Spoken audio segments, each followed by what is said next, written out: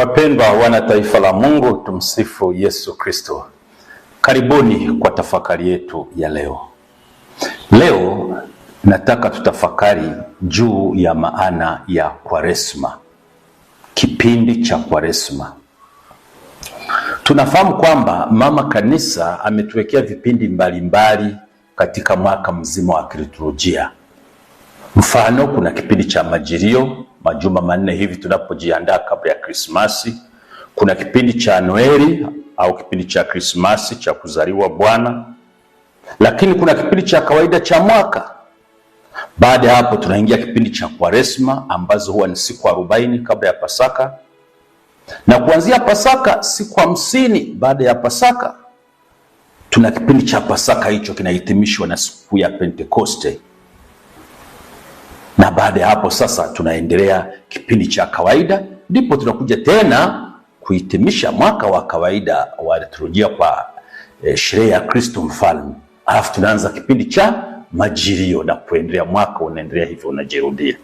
Sasa kwa vile tunakaribia sana kipindi cha Kwaresma, siku 1, 2, 3, au inawezekana naona tafakari hii tayari tumeshaanza kipindi cha Kwaresma, nimeona nikuletee kwa ufupi tafakari juu ya Kwaresma. Kwaresma ni nini? Huwa tunasikia Kwaresma, Kwaresma nini maana yake? Karibuni twende pamoja. Hapa nitaeleza maana ya Kwaresma, chanzo chake au asili yake ni nini, na kitu cha tatu tunachopaswa kufanya katika kipindi cha Kwaresma. Ndugu wapendwa katika Kristo, Mama Kanisa hutualika kila mwaka kuingia katika kipindi kitakatifu kinachoitwa Kwaresma.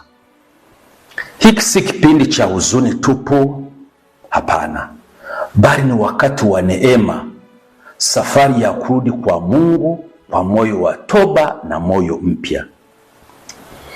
Kipindi hiki cha Kwaresma kanisa linatuandaa kwa ajili ya sherehe kubwa kabisa ya imani yetu, sherehe kuu kabisa ya imani yetu, yaani Pasaka, ambapo tunakumbuka ile mateso, kifo na ufuko wa Bwana wetu Yesu Kristo. Je, Kwaresma ni nini? Tunarudia tena swali letu.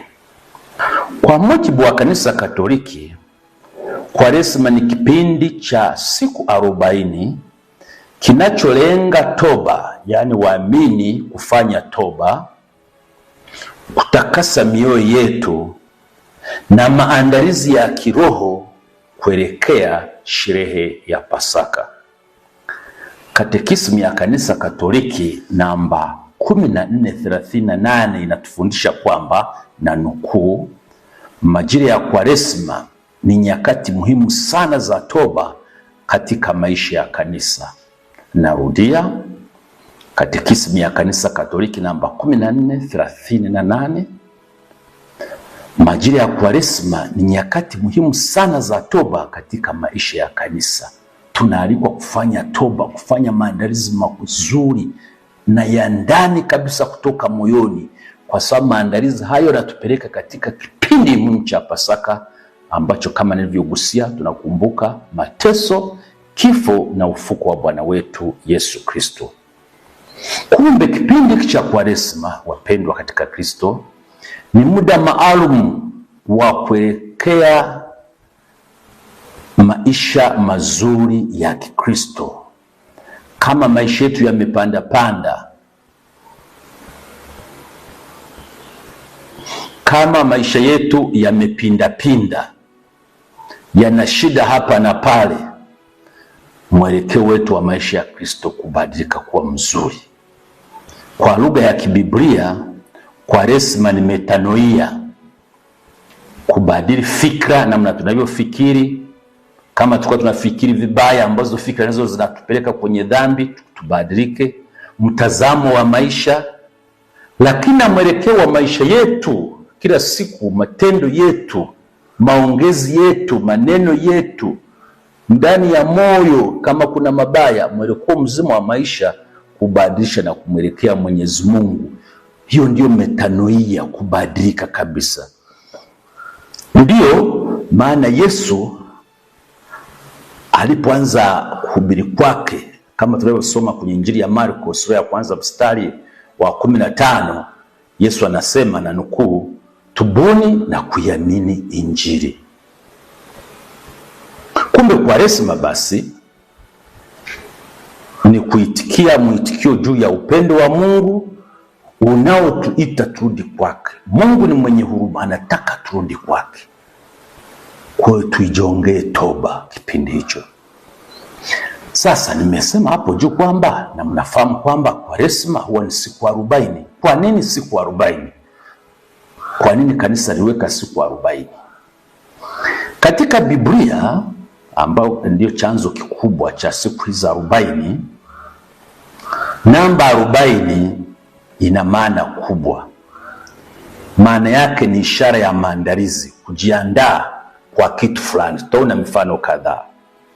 Kufanya utakaso, kujisafisha kiroho kabla ya mtu au kikundi cha watu kupata kazi mpya ya Mungu. Kumbe 40 maandalizi, kufanya toba, kufanya utakaso kabla ya kuanza kazi mpya ya Mungu. Na hapa tuone mifano kadhaa. Mfano wa kwanza, Waisraeli walitumia miaka 40 wakiwa jangwani kutoka utumwani Misri mpaka nchi ya ahadi. Walikaa hivyo siku miaka 40 ikiwa ni sehemu ya mpango wa Mungu kuwatakasa, kuwafundisha utii na kuwajenga kama taifa la Mungu. Kumbe jangwa lile ilikuwa ni shule ya imani, mahali ambapo walijifunza kumtegemea Mwenyezi Mungu kwa chakula, ile maana aliyowapa Mwenyezi Mungu kama chakula, maji, ulinzi walioupata kutoka kwa maadui wao, lakini hata afya na kadhalika, huku wakiachwa taratibu kutoka katika utumwa wa Misri, utumwa uliokuwa wa nje, na kuwapeleka kuachana na utumwa wa ndani, ambapo ni kukosa imani, kumwacha Mwenyezi Mungu, kutenda dhambi. Kwa unaona miaka hiyo 40 ilikuwa ni kipindi cha maandalizi. Kumbe kupitia majaribu, kunungunika, kuadhibiwa na kusamehewa katika kipindi cha miaka 40 jangwani, Mungu aliwalea kama baba anavyomlea mwana wake. Kumbukumbu la Torati sura ya 8 aya ya 2 mpaka ya 5.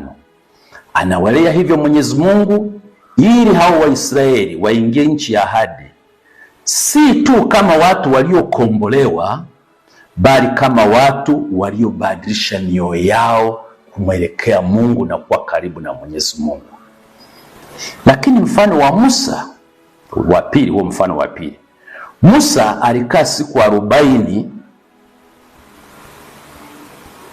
usiku na mchana pale mlimani Sinai bila kula wala kunywa, akiwa katika uwepo wa Mungu, kama tunavyosoma kitabu cha Kutoka sura ya 24 mstari wa 18 na sura ya 34 mstari wa 28. Huu ulikuwa muda wa kukutana na Mungu pale mlimani uso kwa uso na kupokea sheria. Kwa hiyo siku 40 za Musa zinatufundisha kwamba kujinyima, kufunga, hutufanya tufunguke kupokea mapenzi ya Mungu kwa uwazi zaidi. Na hivyo kwa misingi hiyo sasa, au kwa mantiki hiyo, Kwaresma ni mwaliko wa kupanda mlima wa kiroho. Musa alipanda mlima Sinai. Sisi sasa hivi si lazima tuende kupanda mlima fulani, hapana. Ni kupanda mlima wa kiroho ili mioyo yetu ipokee sheria ya Mungu kwa mara nyingine tena. Na sitapokea sheria ya Mungu sio kama mzigo, bali kama njia nzuri na njia ya uzima. Lakini mfano wa tatu ni Elia kuhusiana na hizo siku 40. Nabii Elia akiwa amechoka, ameogopa na kuvunjika moyo, nakumbuka alivyokuwa anatafutwa na mfalme ili amuue na mke wake Jezebeli. Huyu Elia alitembea siku 40 hadi mlima Horebo Tunasoma kutoka katika kitabu cha kwanza cha Wafalme sura ya 19 mstari wa 8. Safari hii ilikuwa ya polepole na ya ndani, safari ya mtu aliyekuwa akirejeshwa tena na Mungu.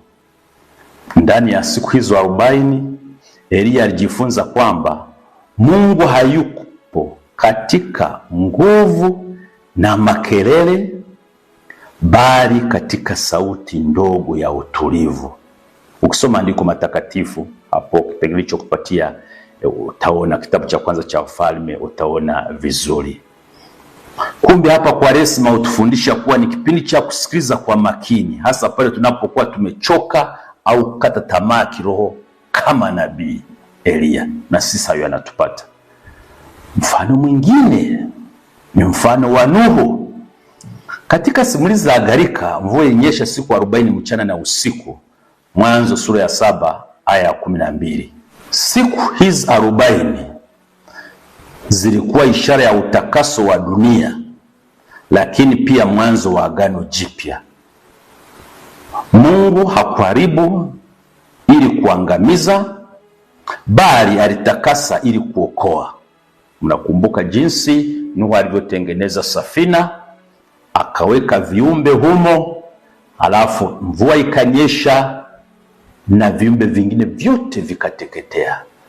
Lakini viumbe, ukisoma Mwanzo sura ya 7 na kuendelea, utaona Mungu alivyoanza na taifa jipya. Mvua zikanyesha kwa siku 40. Kumbe kwa mantikio na sisi pia Kwaresma inatukumbusha kuwa toba ya kweli huleta maisha mapya, kama maisha yaliyokuja baada ya mvua zile kunyesha na viumbe vingi vikaangamia, likaanza tena taifa jipya. Kumbe maisha haya mapya maana yake na sisi tunakuwa watu wapya baada ya Kwaresma. Kama tumefanya toba ya kweli, dhambi inabidi tuachane nayo, tuwe watu wapya. Lakini mfano wa Yesu Kristo mwenyewe kuhusiana na siku hizo 40.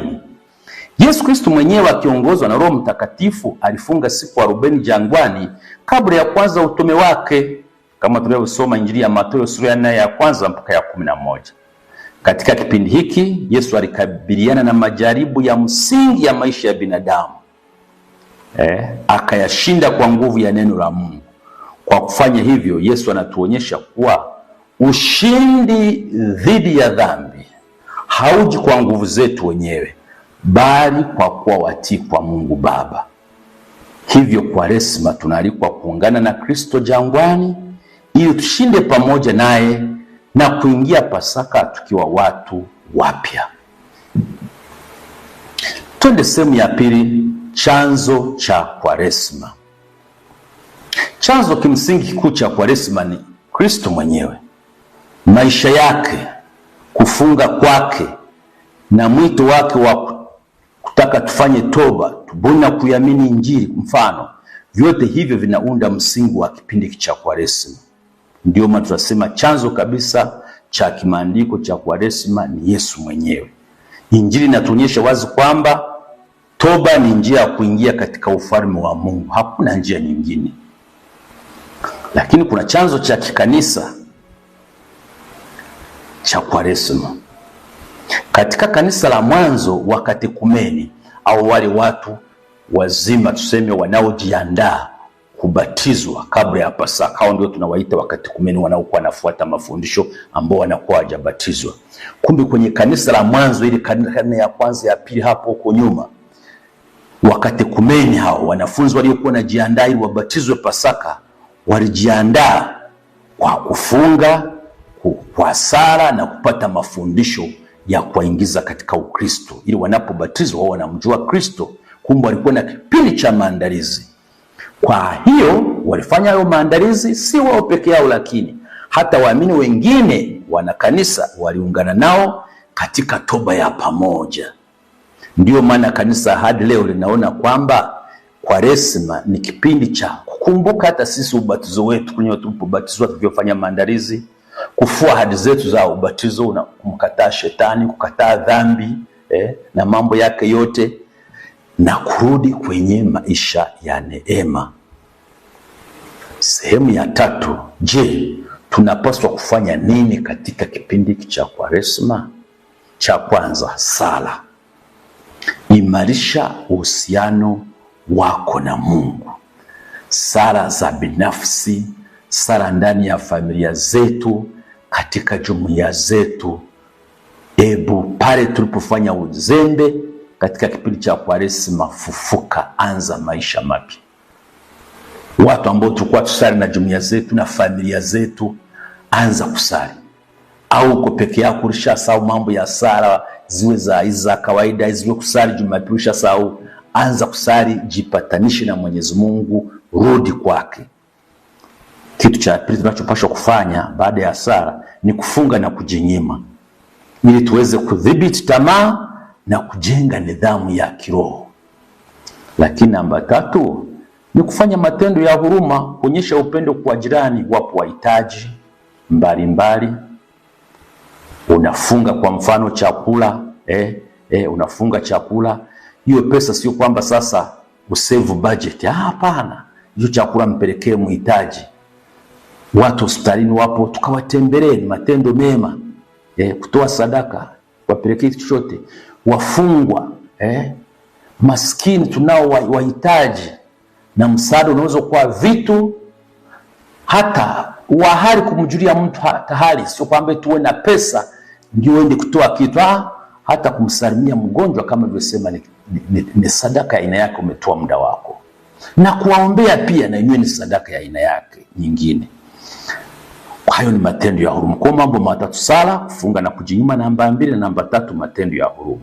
Hizi ndizo njia za kweli za kuishi Kwaresma yenye kuleta matunda.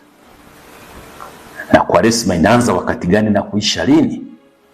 Ndugu wapendwa katika Kristo, Mama Kanisa hutualika kila mwaka kuingia katika kipindi cha Kwaresma, na kipindi hicho kinaanza Jumatano ya Majivu, tunapopakwa majivu.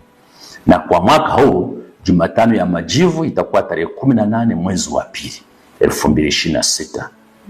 Siku hii waamini hupakwa majivu kama ishara ya toba na unyenyekevu, tukikumbushwa maneno ya Yesu mwenyewe, tubuni mkaiamini Injili, au kumbuka mwanadamu kwamba wewe ni vumbi na uvumbini utarudi.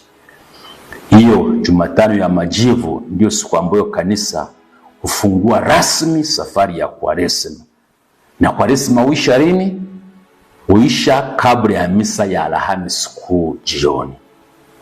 Kuanzia Alhamisi Kuu jioni, kanisa linaacha Kwaresma na kuingia katika siku 3 muhimu, au kwa Kiingereza zinaitwa, au Kilatini basi Easter Triduum.